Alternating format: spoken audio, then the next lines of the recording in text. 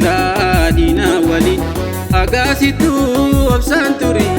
fideen nufaa bilisumma si gonfuufanii fideen nufaa bilisumma si gonfuufanii armeetiyyaa na yaadinii falmaan jira diina waliin agaasitu obsaan turii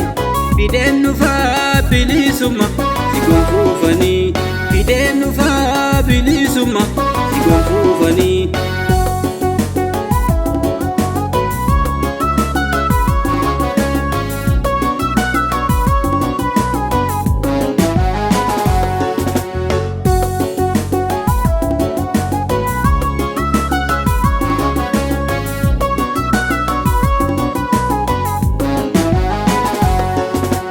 kanaan jiru dirqama biyya yoomuu ciisuu halkaniif guyyaa bakkaan gahuu kaayyootiya wareegamuus nan bilisoomsa dachee Oromiyaa wareegamuus nan bilisoomsa qabni Oromiyaa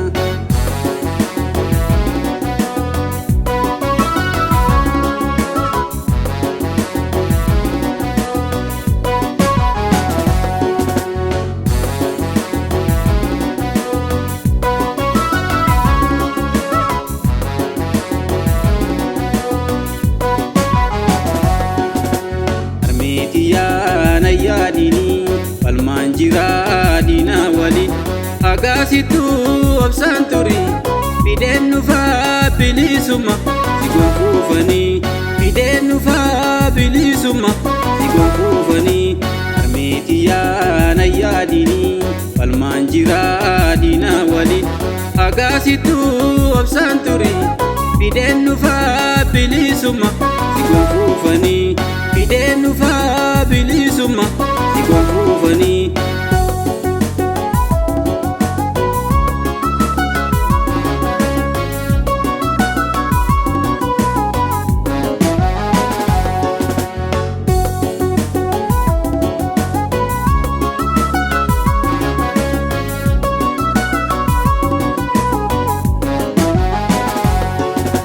falmaan jira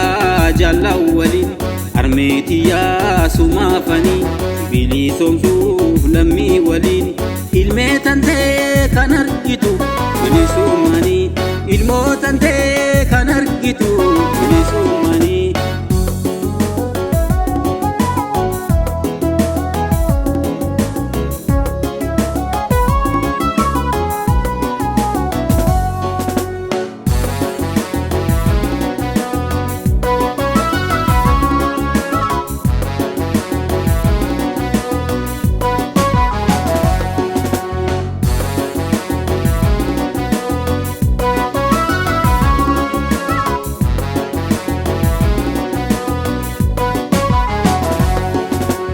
armeetiyyaa na yaadinii falmaan jira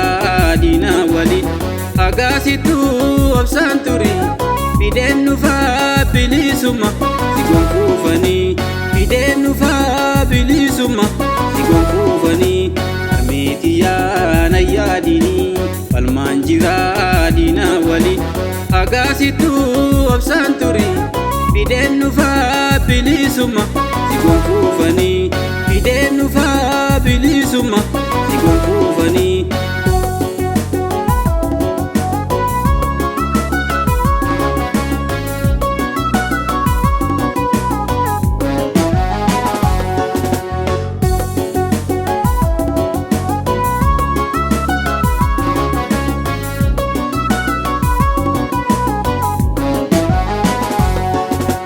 bosona keessa manni koo nan falmadhaa haqaa kan koo nan deeffadhaa mirgoota koo